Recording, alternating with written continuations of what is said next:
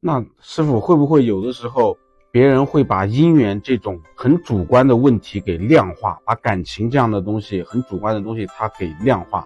比如说会不会有人问你啊，我现在有2个选项啊，我到底应该选这个人还是应该选那个人啊？这2个追求者我应該選哪個？那如果遇到這種問題，你該怎麼回答呢？呢啲事情咧，我哋遭遇過多噶啦，好多嘅客人咧嚟問我哋嘅時候咧，你除咗事業、財富、健康之外咧，都會問到感情。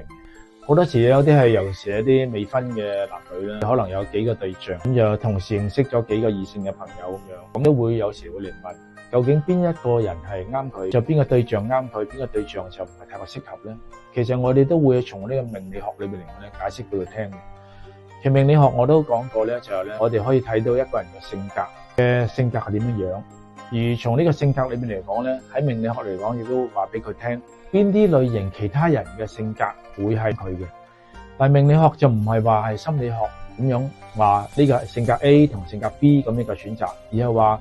譬如話呢個命格同嗰個命格係點樣配對，呢個命格同嗰個命格係好相夾嘅，抑或唔夾嘅，同第二個命格又夾，抑或唔夾，因為命格有好多種㗎嘛，本身係其實唔同嘅命格裏邊嚟講咧，要包含咗佢唔同嘅性格。